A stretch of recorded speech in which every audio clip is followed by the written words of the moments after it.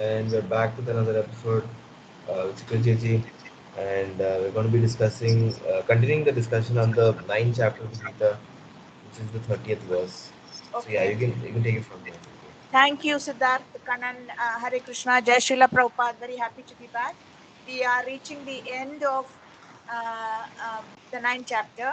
We have only four more verses to complete this chapter, and we are going to continue the discussion on the 30th verse. This famous one, Apicheta Saduracharo. I think we finished chanting it last time, right? We finished chanting it, and yeah.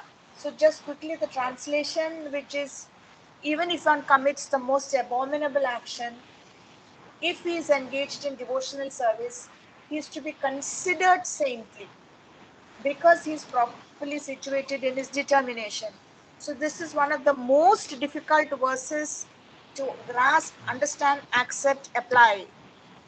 And I think it would be honest to say, even an organization like ISKCON has been struggling with this for ever since its foundation, because there are so many sections in this, and it is also one of the most abused verses. People abuse the license or the mercy suggested in this verse to do nonsense, and then others use this to support that nonsense. So it's one of the most challenging verses, even if one commits the most abominable action. So the first question that comes up is, why would a devotee want to commit such abominable action? That's the first question. Because if he's really a devotee, practicing devotional service, trying to overcome his lower nature, first question. Second, but if he is engaged in devotional service, all right, which means that he's finished doing that abominable or horrible action, but he is not left the service of the Lord. So that's the second crucial bit. If he's engaged in devotional service, he is to be considered saintly. The saintly is a very provocative term, because how can someone who's done something horrible be considered a sadhu? So the crucial key word here is considered saintly. He may not actually be saintly, but it is for us to consider him saintly. Why is that? Because he's not given up his basic commitment that he made to the Lord. He's just picked up again and come back on the track. You know, because it's after so many lifetimes that someone decides they are going to make their life available for Krishna service here, understand, regulate, change their habits, whatever. So he is to be considered sadhur evasa mantavya. Mantavya meaning we have to see him still as a saint. In reality, he may not be a saint because he's just done something terrible. He's to be considered saintly because he is properly situated in his determination. Who is saying this? Krishna is saying this to Arjuna. And which means that Krishna is basically saying, if there is an incidental or accidental sinful activity, it is not intentional. There's a crucial difference. If it is incidental or accidental, the person has to be still considered saintly, because he picks himself up, repents, has remorse, is punished, because there is justice and then there is mercy. There has to be justice first for the person who has been wronged by such a person. Then this person starts getting the mercy by others who try to reinstate him, keeping in mind this particular verse. So this only applies to those who accidentally or incidentally do something terrible. Maybe robbing a bank, maybe molesting someone, taking advantage, some heinous crime. And but if it is intentional, which means that they're just putting on a cover of a devotee, or they fall once and then they realize, oh, So, I got away with it, I can keep getting away with it. This verse does not cover that category at all. so I was just like wondering actually about this verse. I was wanting to know, like, if somebody is trying to figure out in what mindset that person who's like, going to be engaged in this type of scenario, like, if he's like commit some kind of abominable activity, and if he's to be considered saintly, does that mean that the people around who are devotees would like still associate with him, or just put him like, let him do what he has to do? Like, Okay. Uh, first, if we just look at that first part, firstly the question would be, why does he do some abominable action? Okay, what is the situation that brings him to do something terrible? So here we have the point, conditioning, the lower nature that we are born with. These people, some of us, not, I can't say these people, really many who came to ISKCON came from the lowest um, kind of behavior. Someone who is today a leading lady, she was my teacher, and she even told me, we are now discussing the three modes, that is, tamas, rajas, sattva. But Sattva, you're, Rajya. yeah, sattva, yeah, sattva, rajas, in that way. But she said, but we come from a space or place which is even below the three modes. So she was being very frank. But this process picked us up, brought us up, gave us many challenges, and today we are leading such regulated and fulfilled lives. So why does this happen? Because before a person is fixed up and regulated, that lower taste catches up with him. The lower taste for doing something terrible, harming someone, getting sense pleasure by taking advantage of somebody vulnerable, whatever they were doing earlier, it catches up with them and they give in some weak moment. Now, one main reason for this to happen is isolation. A person could get isolated away from devotee association in some remote part of the world, doing a very challenging service, trying to spread the movement there, and no prasadam, no deities to see. In the days maybe even before all this WhatsApp and quick messaging and reaching out for help. That's one reason. That same isolation has happened to ISKCON leaders who are at the height of their power. They were actually so trapped by the extent of their power that they became extremely isolated and nobody knew what was happening to them. So isolation or lack of devotee association, whether it is literally because they're in some remote part of the world, like that Bhakta Sudama Swami Das whom we discussed last time, or it can be someone who becomes isolated and denied devotee association because he's trapped by his own success.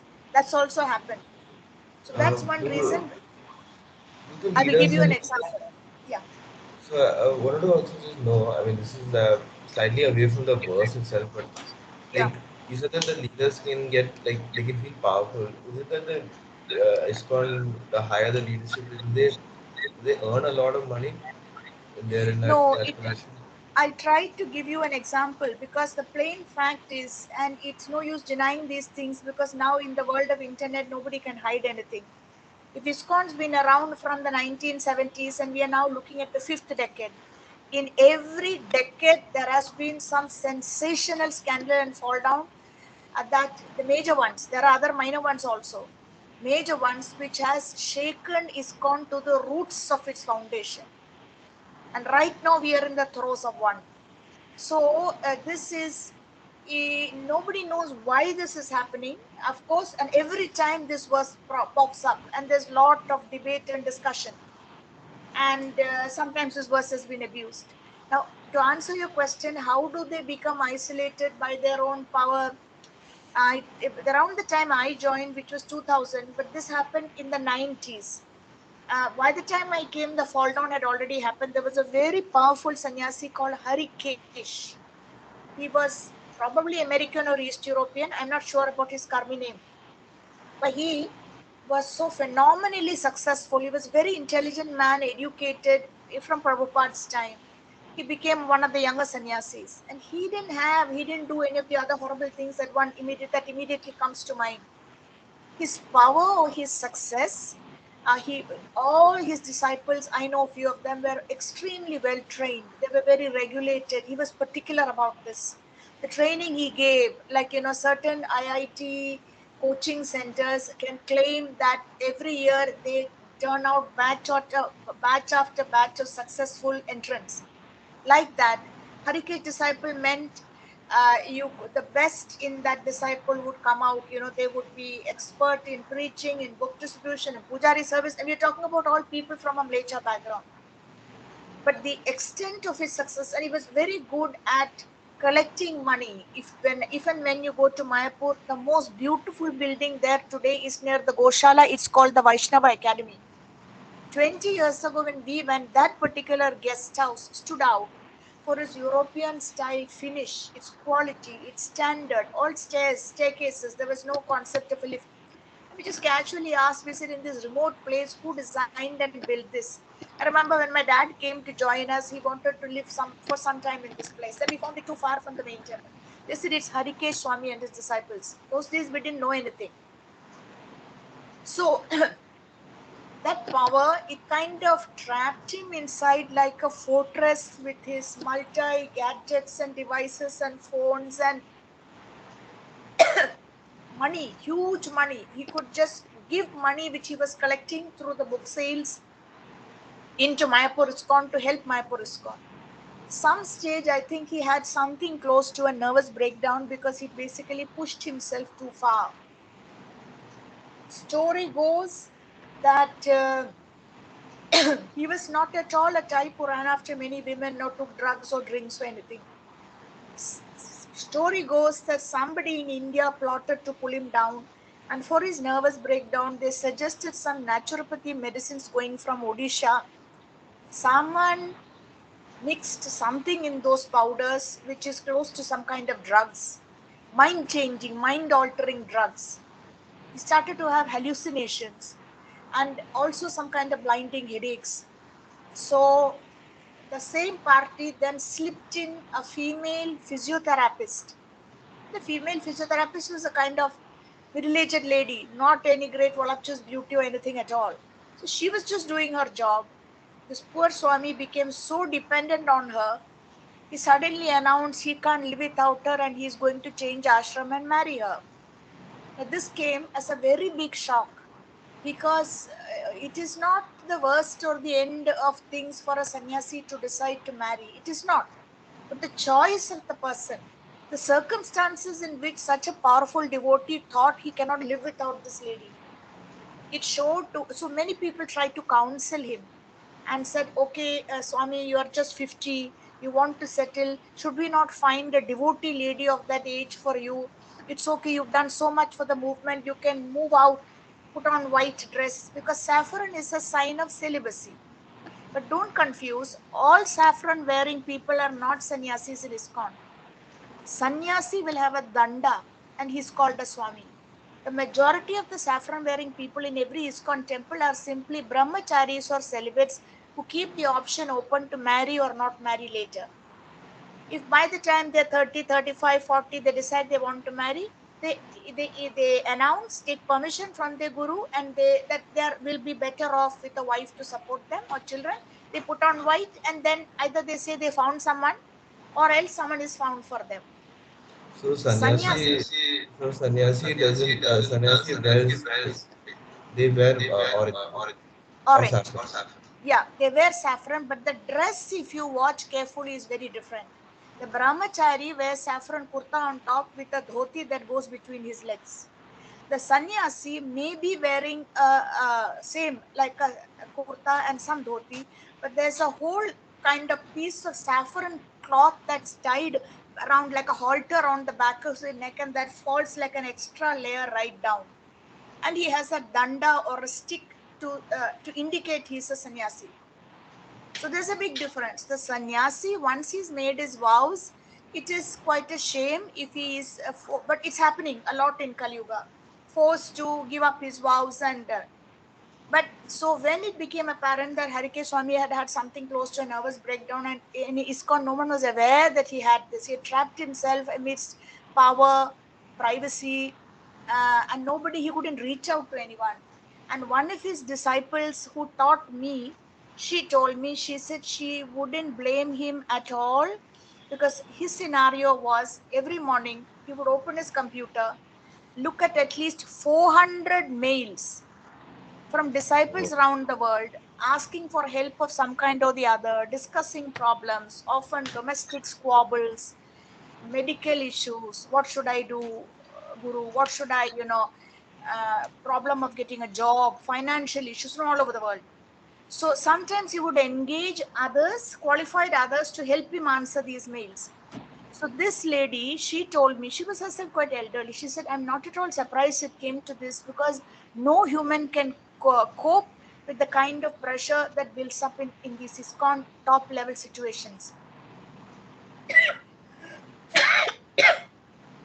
But So I this, had one. I had like a doubt regarding. Like, I mean, I wanted to ask you about this. yeah, Because I think somewhere I had heard, I don't know from where, some devotee was discussing about. It may have been some. I'm not sure. There some podcast I listened to. They were discussing. Some devotees were discussing that when Prabhupada like had formed ISKCON, he wanted to like the idea of I think it was sannyas Garuda. was to, yeah, Like I think he was talking about this and saying that the idea was that like to create a society where people could propagate the idea of Krishna consciousness yeah, all over the world in a healthy way, and the idea that to have leader, because at that time everybody looked to only Prabhupada for leadership, or yeah, for a kind of the ultimate leader in that time. So if yeah, he yeah, goes, the question was always going to be like, okay, who's going to lead now? And so sure, he devised the idea that that okay, we need to have like this thing called as GBC, and you need to right, have these different members, and they all need to look at they have to be zonal leaders, and each zone will cover one zone, and then like that. So that was the idea of that way or you could so he was Garuda. I think Garuda doesn't use saying this, but he was saying that like Prabhupada was trying to initiate like an organization into a movement that really is not a very it's not a very organized movement in one sense, because he says that like even back in the day you have different sects, like almost like you have like Gaudiya Vaishnava is one sect in Bhakti, Krishna Bhakti. You have different sects like that, you have other sects in yeah. other villages who follow Krishna Bhakti in their own way. So so he's like, so he was saying like, this was the first time you're saying that in the history of like Bhakti where somebody was trying to organize this thing in like a proper way. And so that Uh-huh. would obviously have problems. Like, what is I your take? understand. I take your point. It's been a huge challenge. That's why people keep saying, though we are 50 years old, ISKCON is it's still in its childhood. These are, problems, and there is no Prabhupada to really sort anything out. And definitely to organize, yes, he was very much a GPC for all of Eastern Europe or something, the Sarike Swami. So the kind of nobody wants to be a GPC, because that's the end of their peace of mind. They may get power and position, and their name lives on after their time. And we have female GPCs also. But the load that these people take, and you can't just say, I don't want to deal with this. It's not like that. So his was one, and he's still alive. And you will see he's a very thin man with glasses. He's living Oh, quietly he's still somewhere. alive. Yeah, yeah, very much. He's still alive. He will probably be touching 70 now. And he's leading a very quiet life, distant from ISKCON, but very much in touch with people in ISKCON. He opted out of being a prominent member, and presumably he keeps up some practice, and he's not got into drugs or anything. If I'm not, he's that particular therapist. Her name was Monica, but I'm not sure whether he stuck with her or whether he just moved on and outgrew that confusion. Anyway, for his disciples, it was a very big shock, because they were empowered by him and they were achieving extraordinary things because of their faith in him. So to find that he had collapsed, it broke the faith down the rank and file of his disciple group. So by the time I had come to ISKCON, this was already over in the late 90s. And I just heard bits and pieces. And I never came across him. But I would later meet disciples of his who had accomplished tremendous things.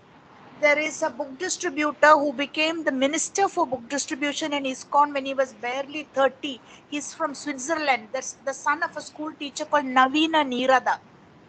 Navina Nirada accomplished, he organized book distribution squads in Switzerland. Then they would go to temples to inspire people.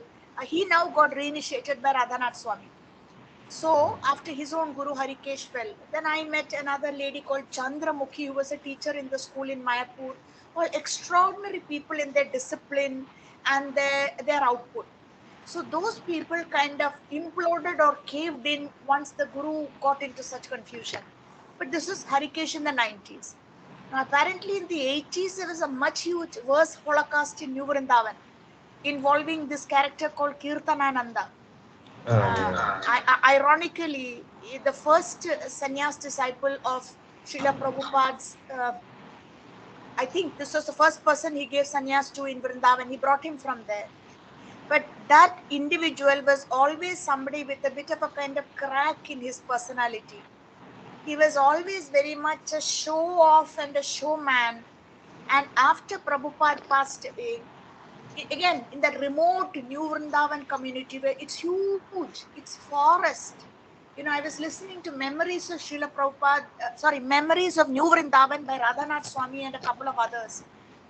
It is like the austerities they put up with to get that going, attacks by armed dacoits of the Western kind, who would come and just try to steal the deities, hit these people, loot the cash, the suspicion and hostility they faced, the lack of facilities, ice cold water in the winter, breaking snow to find water to wash yourself, all extraordinary kind of, some very humorous also.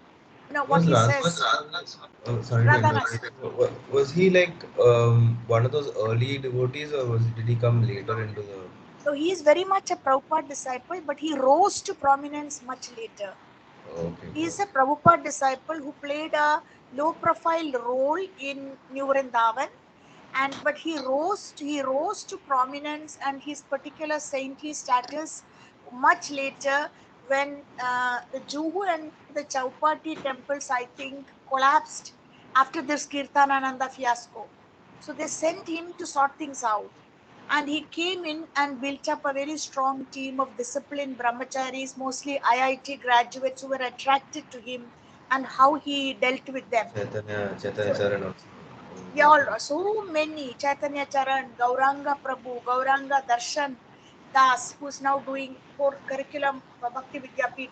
Um, so many, Radha Gopinath, many, the Bhaktivedanta hospital that was set up under his inspiration. So that's him. But Kirtanananda there, and the Kirtanananda fiasco, finally Kirtanananda went to jail. He was an ISKCON sannyasi who was jailed by the Federal Bureau of whatever in America for dodging tax, for no other reason but dodging tax. He spent some years in jail for good behavior or whatever. He was released. By the time he was already in a wheelchair, and he later died in the 2008 or 7 or something. He came to India and passed away. But before that, there was a lot of deviation. Something happened to him and he changed the bhakti practice in the New Vrindavan temple. Suddenly they put on black robes like in a church. They sang church choir music instead of the usual Govinda Madi Purusham. The same, that another kind of a tune. All kinds of crazy things started happening. He started giving sannyas to women followers. And then there was an accusation of a murder and beating up. So that always plagued him. So I got a student later who explained how these things happened there, and that in the remote area once some local people, Americans, came saying their sister had gone missing and they suspected she had run in and joined the Hare Krishna temple, and because of false suspicions, I think an attack followed, and this Kirtan Ananda was hit on the head with an iron pipe, and that he was Yeah. never he was never normal after that accident. It's kind of some kind of changes started happening inside his personality and became more and more bizarre and weird and doing crooked things. Now whether Krishna arranged this accident because Krishna knew in his heart there were black desires growing. If you remember this video you sent me with Garuda Das, Yeah. Garuda says a sannyasi, along with the weed of bhakti, if there are bad weeds growing, just as the bhakti grows, the bad weeds, if they are not plucked out and weeded out, they can Also take a grows. sannyasi to criminal levels. He uses the word criminal. So this is the kind of philosophical explanation for why these things happen. That basically Krishna knew in the heart that there is a great desire to do very bad and terrible things, and then this accident, this blonde head happens, changes his personality, and he gets in trouble with the Federal Bureau, felony or whatever it's called, dodging tax, money issues, and then the whole thing. So that is Kirtanananda in the 80s, Harikesh in the 90s. Uh, then there were minor fall downs. Gurus who were preaching in the Far East and quickly got sucked into that, like I told you, that prostitution. This uh, what word did he use for it? Sudha. In Japan, the Nija, Um, Geisha, you said, no? Geisha. That's right. Yeah, the Geisha culture.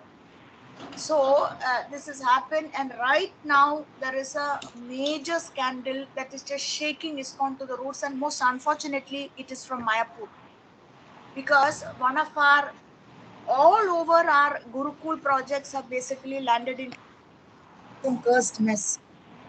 But in Mayapur, a character who is quite a character actually, he is now 70. But some things that abominable that he did 20 years ago,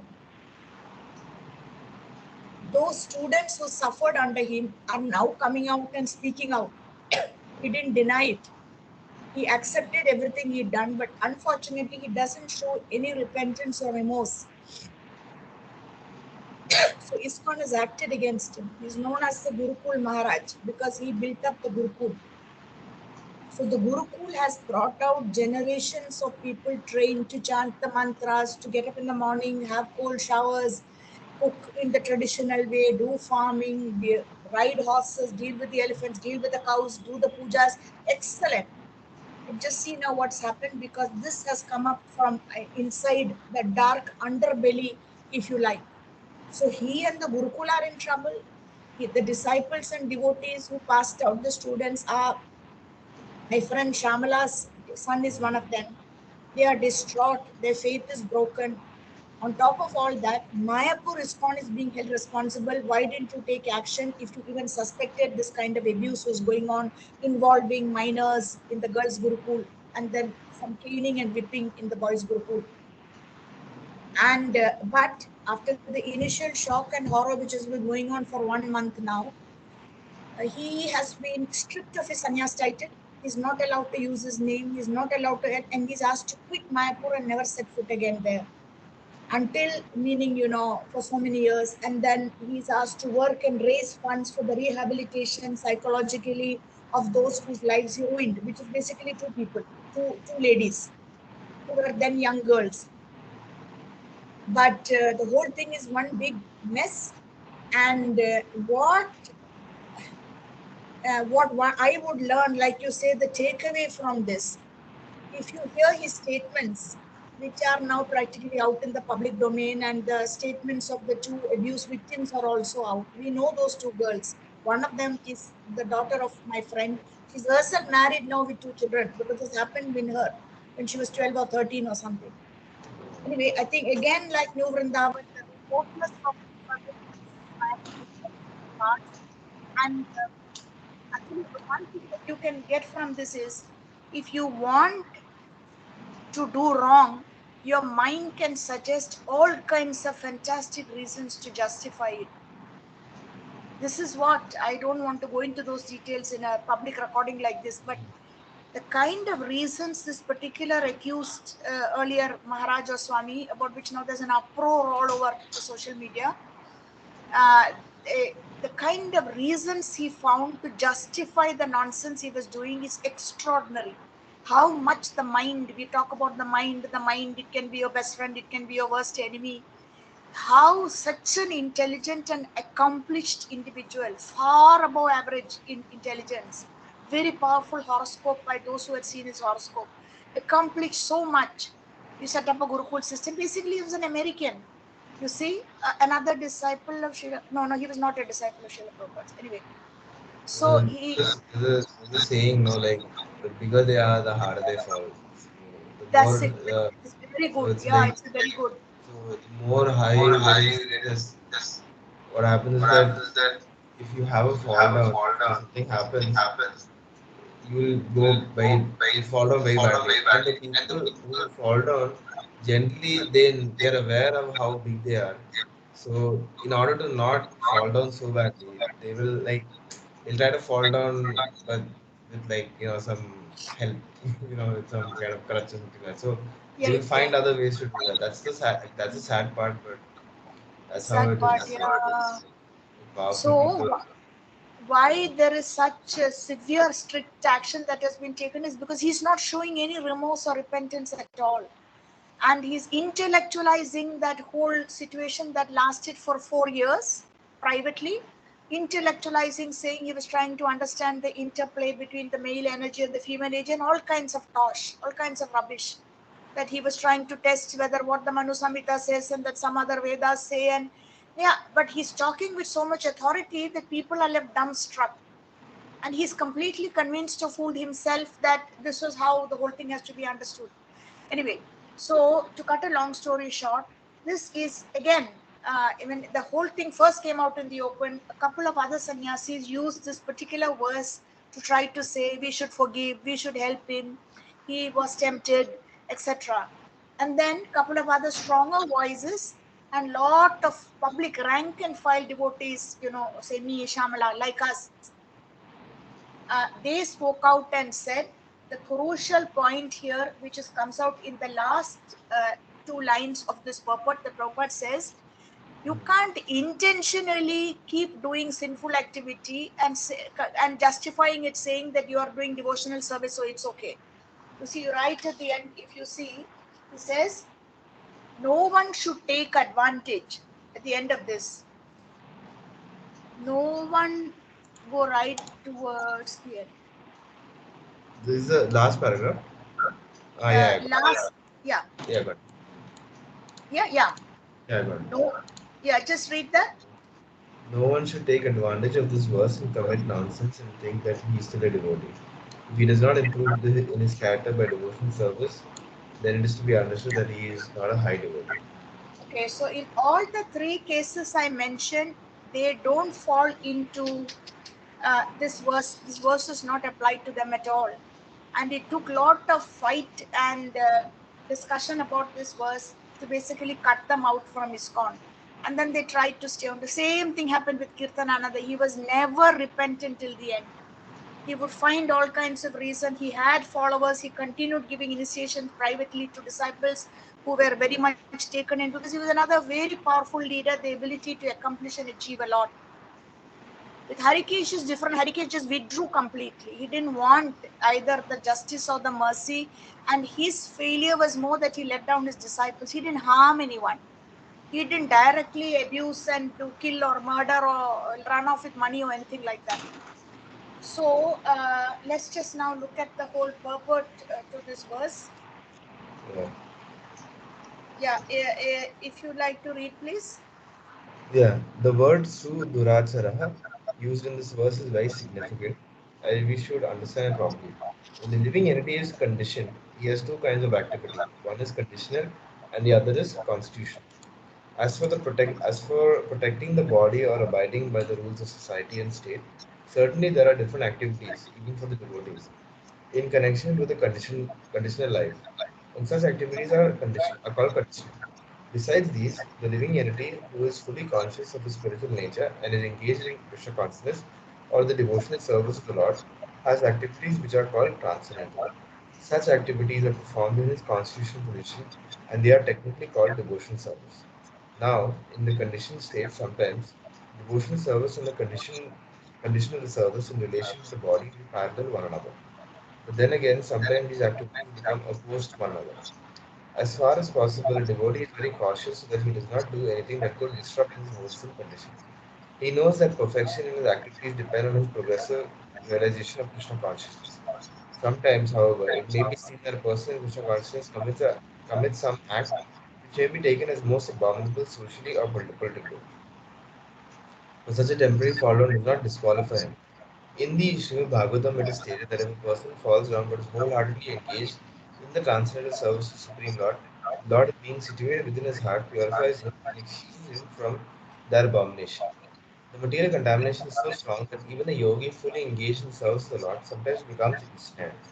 The Krishna consciousness is so strong that such an abusive fallen is at once rectified. Therefore, the process of devotional service is always a success. No one should dread devotee for some accident fallen from the middle path. For as explained in the next verse, such occasional fallen will be stopped in due course as soon as a devotee is completely situated in Krishna consciousness. Okay, just stop here. So there are stories of which Prabhupada himself tells us someone who was born into a thieving family and that's all he knew. So he was a professional thief. Then he comes to Krishna consciousness and practices. And what this devotees find is even after a few years, the thieving tendency is there, but he's being cured of it. So what he would do is when everyone is sleeping together in the brahmachari ashram, he would take things from somebody's belongings, but he wouldn't take them for himself. He would take them and put them somewhere else. And someone else's would the thieving, the tendency because he was born into such a thieving family, or he was that's all that he was taught as, and it's there in the blood. But this is how the person starts getting cured. So finally, he was caught, and he admitted that he is doing it. That everyone's asleep at night, he can't resist it. So he takes, but he no longer has the desire to put it in his pocket.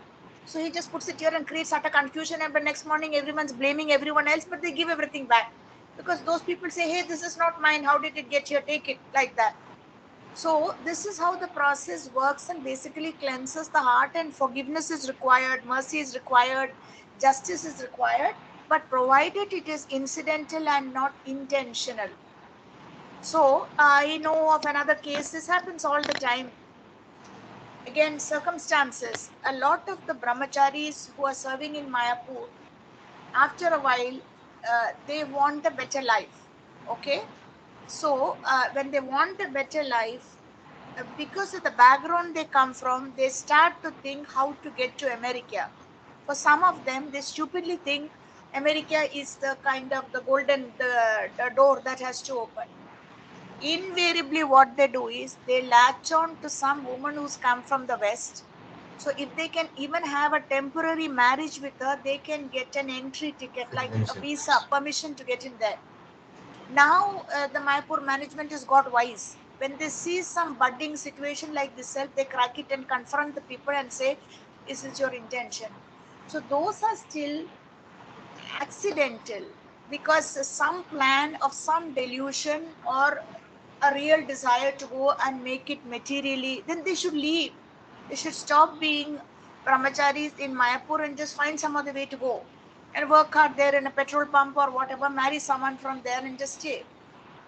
So those kind of things with some mild punishment or talking to people are allowed to kind of get on. It is not the end of the world, and it is not something that requires the removal from ISKCON, like it's happened with stripping them of their title, like I said, it's happened with some of these other cases.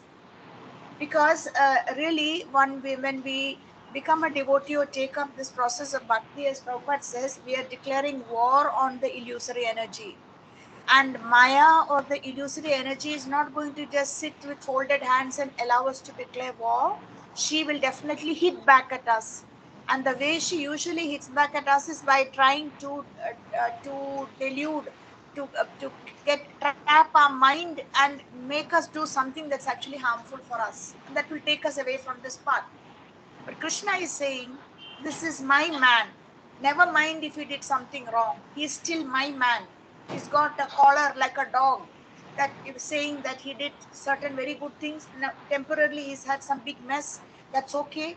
He is repentant. I understand. I'm sitting in his heart, and we reinstate him. He is to be considered saintly because he decided to dedicate his life and his actions to me.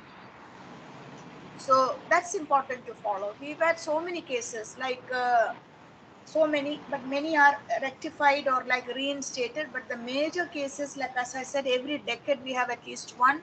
Shortly after Srila Prabhupada left, there was another huge scandal in London, but that had nothing to do with his moral sexual side. There was a Swami called Jay Tirtha, and he was young.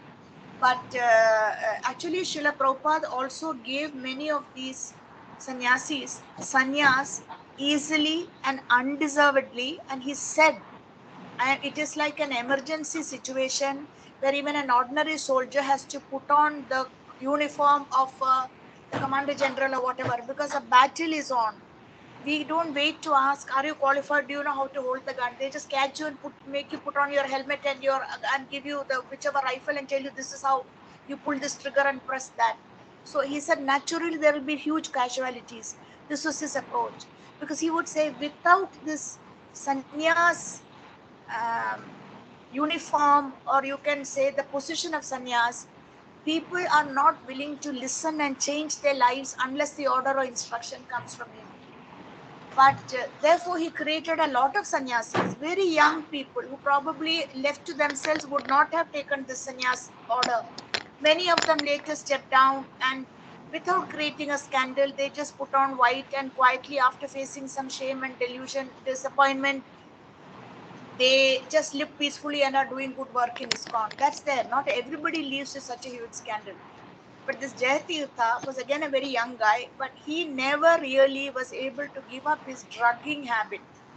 So after Prabhupada passed away, this drug side caught up with him, and people who knew his uh, weakness started to supply. It was all happening in London. Started to supply the drugs for him. He started having delusions of greatness. He started declaring he is Srila Prabhupada. The Srila Prabhupada, after passing away, has come back into it. All kinds of crazy things. Finally, one day he was found, somebody had beheaded him while he was asleep. Just imagine, it was a huge scandal in the English papers. A Hare Krishna monk found with his head sliced off and kept next to his body while he was asleep, because some other real crackpot who was also under the effect of drugs and who was one of his followers who had turned hostile had done this. So that was in the 70s, shortly after Prabhupada passed away, Jayatirtha. Then came the 80s with the Kirtanand and New Vrindavan mess. This delusions of grandeur and changing the system and alleged murder of someone who tried to speak out against him and so on. And after that came the Harikesh Swami debacle. And now the 2000 and to 2010, there's just the repercussions of all this. I don't think anything much happened in this century until now, this Gurukul Maharaj. So it's, yeah, Actually, relating to this, no, I think it was Garuda Das only who had given a talk. I think he was talking to, I think in that Namra's podcast, he was also a guest in that podcast. uh-huh. They were discussing about, uh, I think, controversial, like even like similar to this video, like controversial statements, like Yeah, made by yeah, Prabhupada. How do you interpret those controversial yeah, statements? Or so, so this obviously, this verse is obviously not written by Prabhupada. This is the commentary yeah. written by, but there's sometimes I think he was giving an example of like when he landed in London, and so he says that like when it comes to Prabhupada's statements, like you, you don't like he says some like don't like a lot of devotees like they will like Isolate, justify. isolate certain Yeah, statements. yeah, Isolate, yeah.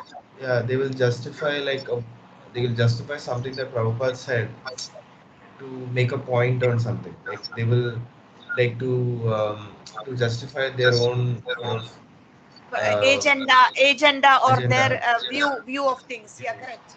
So they will take Prabhupada's statement and they'll say, see, like for example, if Prabhupada says something about women, for example, they will Now, take that and say, see, look, he's right.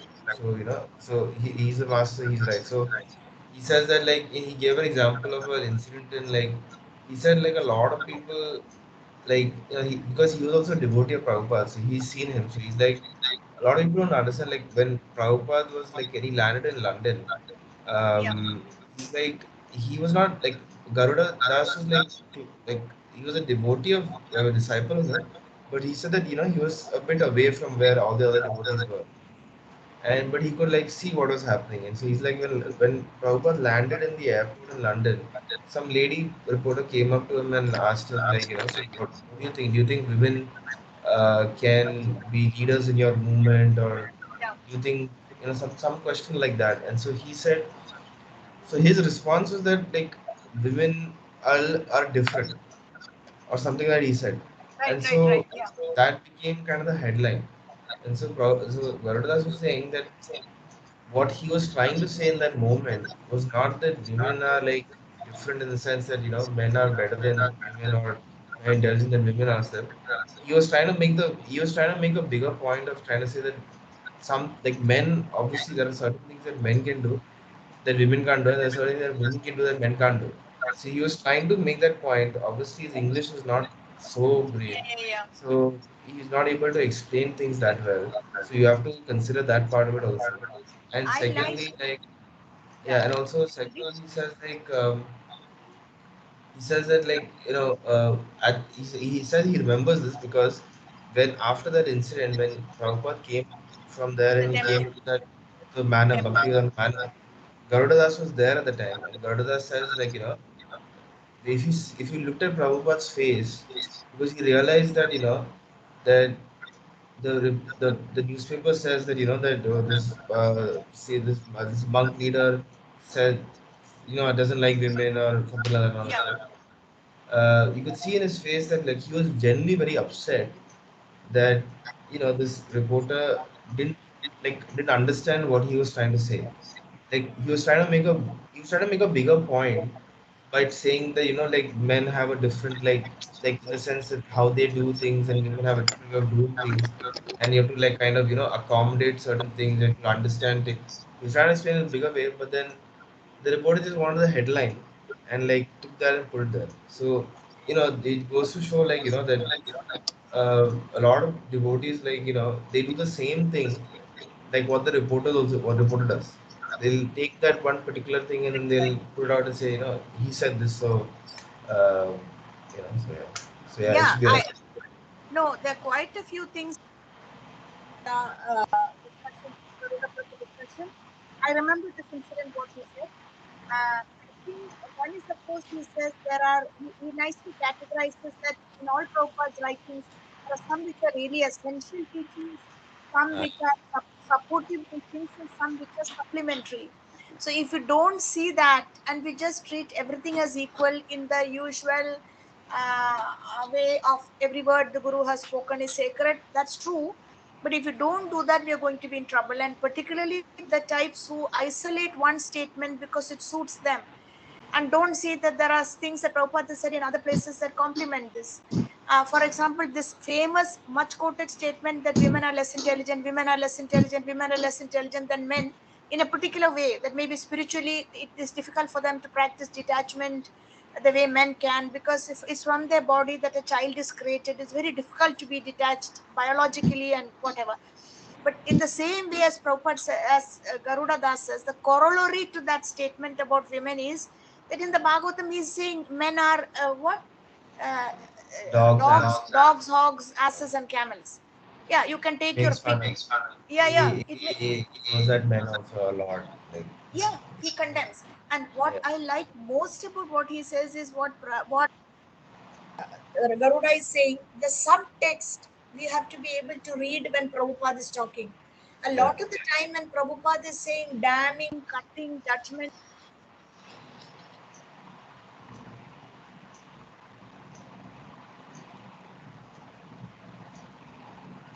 So your audio just check the audio.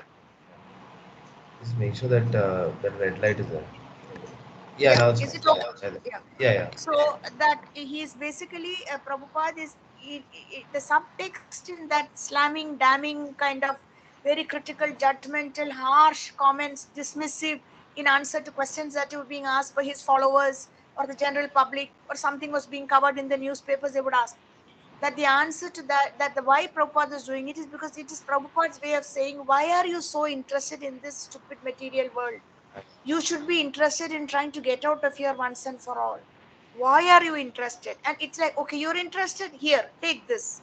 That kind of answer. But that makes a lot of sense.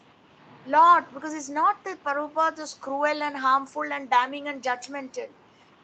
And actually, Garuda Das coins it very nicely. He calls it Prabhupada's Vairagya Yeah, carelessness. yeah. He You has a know, very yeah. He's very good at explaining things. very good at explaining, because He's this a kind he's of a really, professor. yeah, yeah, he's a professor. And he's genuine and sincere, and he's not taking political sides, and he's witty. That's also that he's witty. Yeah. So he's yeah. Thanks a lot. I found that very Shamala is a kind of great follower and of the other Yogeshwar Prabhu. But so I'm not sure if Shamala had read this particular one. This one is particular video. So to get back to our words here, to get back to what we So basically, your audio, no, is this? It's like going very down. Just I don't know why. I think it was. Yeah, I think it's like is it going. okay now? Yeah, yeah. Now it's Is it? fine. It's the Yeah, yeah. wire. You see, I'm doing Wire. something and where it That red into light goes off. Is it? okay, red light is Okay. on now. Okay, I should not It's touch on now. any Okay. part. Yeah. Can we carry on with Yeah, yeah. reading Let's of go. Yeah, let's carry on. the Bhagavad Gita? So therefore, Therefore, a a person. person, yeah, Ah, yeah. read. Therefore, a person who is situated in Krishna consciousness and is engaged with determination in the process of chanting Hare Krishna, Krishna Krishna, Hare Hare Hare, Rama, Hare Rama Rama, Rama, Rama Rama, Hare Hare should be should be. considered to be in the transcendental position, even by chance or accident, he is found to have fallen. The words sadhur eva, he is saintly, are very emphatic. They are a warning to the non-devotees that because of an accidental fall down, a devotee should not be derided. He should still be considered saintly even if he has accidentally fallen down. And the word mantavyaha, is still more emphatic.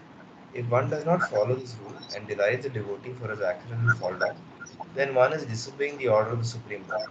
The only qualification of a devotee is to be unflinchingly and exclusively engaged in devotional service.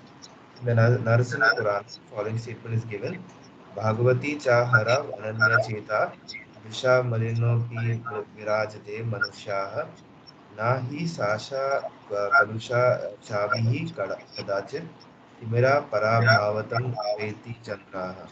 The meaning is that even if one is fully engaged in the devotional service of the Lord, he is sometimes found engaged in abominable activities. These activities should be considered to be like the spots that resemble the mark of a rabbit on the moon. Such spots do not become an impediment to the diffusion of moonlight. Similarly, the accidental fall down of a devotee from the path of saintly character does not make him abominable. On the other hand, one should not misunderstand that a devotee devotee in transcendental devotional service can act in all kinds of abominable ways. This verse only refers to an accident due to the strong power of material connections. Devotional service is more or less a declaration of war against the illusory energy. As long as one is not strong enough to fight illusory energy, there may be accidental fall downs. But when one is strong enough, he is no longer subjected to such fall downs, as previously explained. So, no one should take advantage of this verse and commit nonsense and think that he is still a devotee. If he does not improve in his character by devotional service, then it is to be understood that he is not a high devotee. Okay, so immediately the one question that gets asked is what about Ajamila? Now Ajamila did a lot of horrible things because, like as you know, he saw the that particular sight of a prostitute embracing somebody, and then he goes after the prostitute, has many children by her, etc. But why he's given forgiveness right at the end, where the Yamadutas who come for him go away and the Vishnu Dutas take him, and he gets more years to come out of this mess that he's in. One reason that's given is, of course, that because he keeps calling, at the time of death, he keeps calling the name of Lord Narayana, though he's actually what he has in mind is his son by that name. But why he's given this mercy is because he did not intentionally keep doing the nonsense and pretend that he's still a devotee. He didn't try that deception. He genuinely fell down openly and away from the straight path in society and kept doing, having many children, living with the prostitute, abandoning his actual wife, etc. So there wasn't any deception there. It was a genuine, open, straightforward, total crash. That's very different.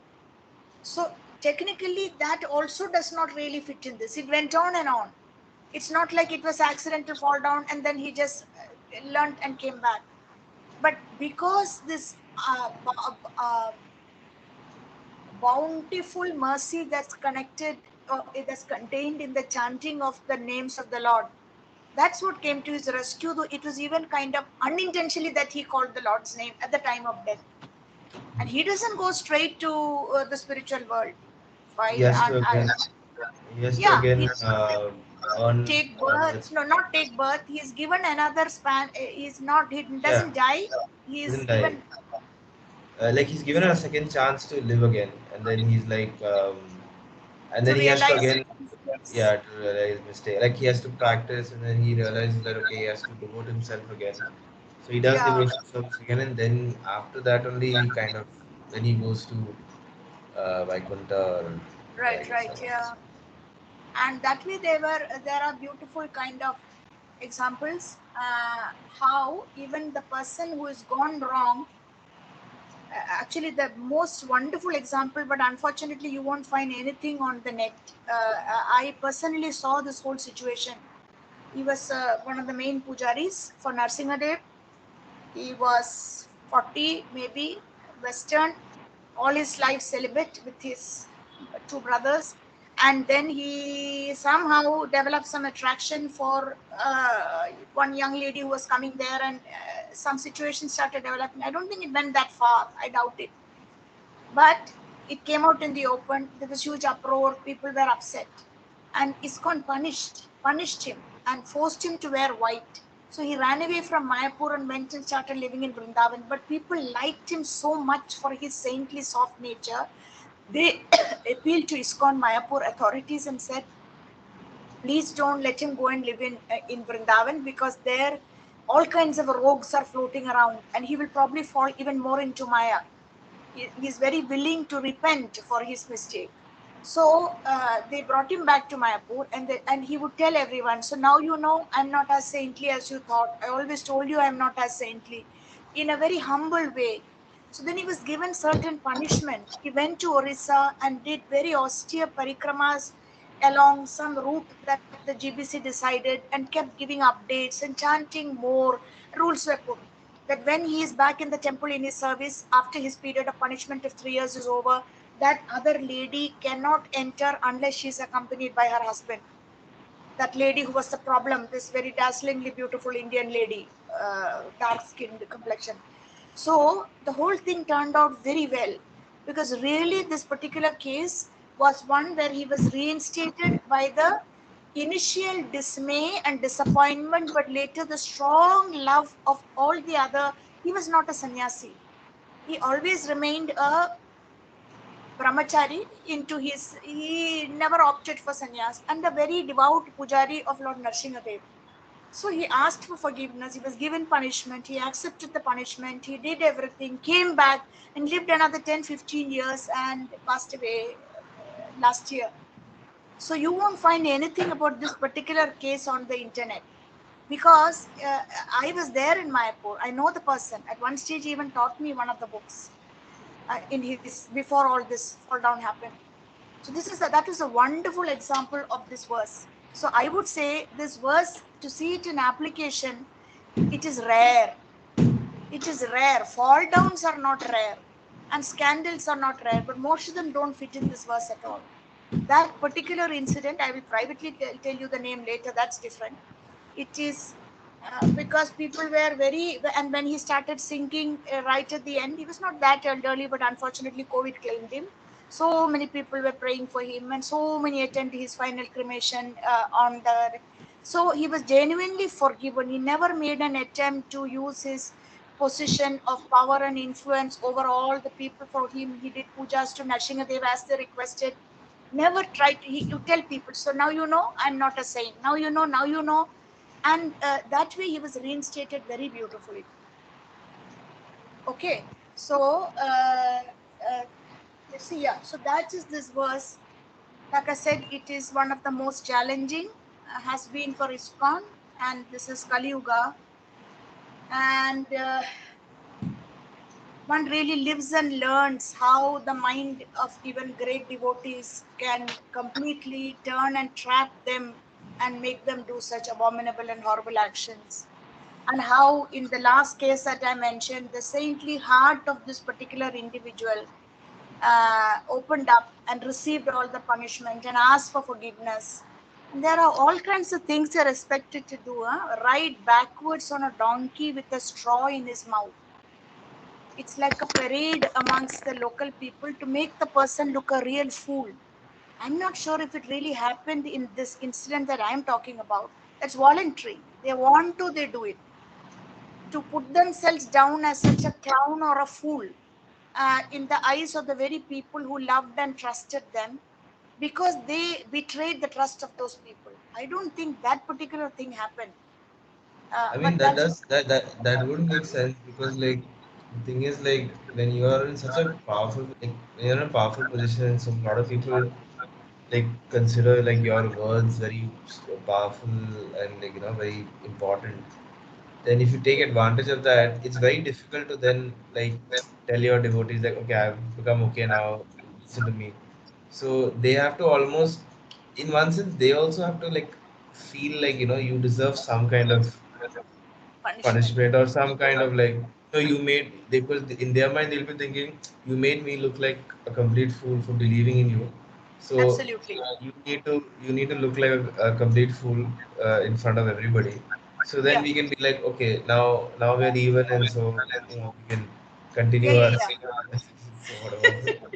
According to Shastra, this is one of the options that are given, that you look a real clown moving back, sitting backwards on a donkey, that naturally the donkey can only move forwards, it can't move backwards, and look a real fool, and then this is like a public declaration that this is a fallen saint. But this particular case, 3 years, he was given very hard, rigorous punishment, and he had to give reports to the GBC. And they kept in touch with him. There were friends who were supporting him, testing his mental state.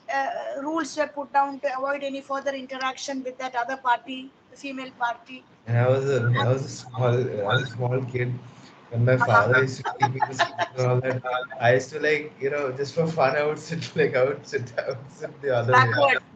backwards. I would like sit backwards and be like, oh, this is so much fun. I would be like, this is so much fun. Okay, that's why you were smiling. That this image Yeah, of, yeah, yeah. I yeah, was for a like, yeah. child.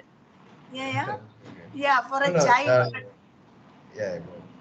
I know, but for an adult, I mean, to be seen in that position, can you imagine? It's so. Yeah, We'll stop with that because we've concluded, and I think we've attempted to do justice to this verse. yeah. So this is it's 6 o'clock now, and today's Sunday, which means no maid, etc. So there's still more work for me. So we'll stop here and complete this chapter. Hopefully, not necessarily. We don't have to be in a hurry because the next two verses are also remarkable. This the one about the women, Striyo Shudra, Tathas Vaishya. Then the following one. They're all full of contentious or controversial content which can be misused. But actually, it is Krishna showing his mercy. But many people see that and just close the Gita and say, "I don't want to. I don't want to hear anything more." It's it's funny like how the verses that you read, like how it can be interpreted in so many different ways. Like even when I saw this verse, I think when I read this verse for the first time, I took it like, so my interpretation was like, oh, so that means if you do some bad kind of thing and like if you focus on devotional service after that, it'll be fine. But in the real world application of it, it's very different. Like how you are Very describing different. it, it's Very, very very different. different. Uh, Yeah. so and so yes, but and like so many verses like that. But yeah, but that's part of the spiritual growth, like to understand the Yeah, yeah. differences in what these meanings are and And the what. shades of gray, that it's not Yeah, just black and white, there are shades of gray, in that it requires more other mature people to show the spotlight and show us the shades of gray. And yeah. really, I think age, experience, these things matter a lot. You see different situations, you see how um, yeah, each incident, it makes us look at ourselves, that we also have to go a long way, and how easy it is to get deluded. Gosh, what the Bhagavad Gita says is really true, that the mind can delude such a great Swami who set up the Gurukul, and he's talking such rubbish now. I mean, it's extraordinary that someone can think they can get away with this. It's They always extraordinary. there's a saying, there's that saying by that, I think there's a famous English person or somebody who says like power corrupts, but absolute power corrupts Power corrupts absolutely. absolutely, very much. So it's like you get all this power and you end up, but you also like you look at the other side, like you look at the story of Narasimhadev also, and you see like Prahlad Maharaj and his father. Like I really like the story of Narasimhadev. I don't know why. because Uh-huh. in that story, it shows like the Prahlad is like so determined to like practice bhakti, but his father is like, so like, like why are you doing this? Like, what Equally is the determined to disrupt. Yeah. yeah? So that level of dedication to the thing, and in one sense, like you would like every child growing up will always assume that your father knows a lot more, but like sometimes it's like Yeah. you just have more you just have more knowledge than people who are just elder. And like and people who are elder, they don't like hearing that. I like They that. like they don't like that. They want to hear that Right. somebody is younger than them, kind knows It's something more than hard. them. It disturbs the power equation also, no? It Yeah, and happens. Yeah. it's weird also because you have to like show like this fake this thing like, oh, okay, you're elder than Respect. me. That kind of Actually, it happens sometimes even within ISKCON when a new person comes and they rapidly make advancement.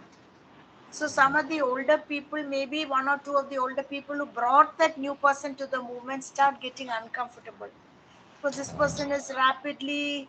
It is like clear he or she is starting from some previous life where they left off. So it doesn't need much convincing, taking to the process, producing results, enthusiasm, not just childish enthusiasm, but so this power equation and it gets a little the feathers are ruffled, I've as they say. I've always felt like as I keep telling my father this, like that every time that every generation that goes like that comes like the generation that comes after yours will always be a little bit more like intelligent or smarter than the previous generation. Informed. Uh-huh. Will be more because in the sense like my generation people will be probably a little bit more aware of certain things more than Things. like the previous generation, but at the same time like the generations come like I'm the millennial, so there Yeah. is like a Gen Z generation also that's come now, so there's two generations after mine as well, so Right. they are way more informed than my generation, like their their level of understanding of they are already like a lot of them are very matured even when they are in their teenage years itself in many ways. They The understand the net.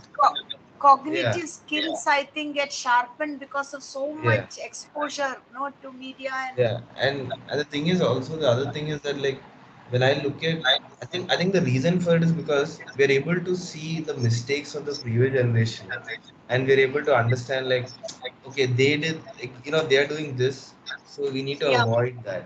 So if they do this then we avoid this, and then so I think to learn that's from those mistakes, to learn learn from from the them. mistakes. Mm, So, sure, sure. but Yeah, then it's we true. also commit mistakes that the newer generation be like, yeah, they are doing these mistakes, so we have to do this. So it's like that. So Sure, it sure. keeps Yeah. going on. Keeps going on. And spiritually, as Chaitanya Charan says, Maya keeps updating her software. Yeah. She catch, he puts it like that, that she keeps catching people in new ways. She keeps updating her software. So the kind of threats that were there now for the young people, they just have to open a phone and it straight away it will lead you to some pornographic website. These things were not there for our father's generation. You'd have to actually go and hunt for it and be very secretive. So Like newer challenges, newer obstacles. You have to like newer come up with obstacles. Yeah, newer yeah. ways of adapting and all that. Like Right, that's yeah. that's the thing. Okay.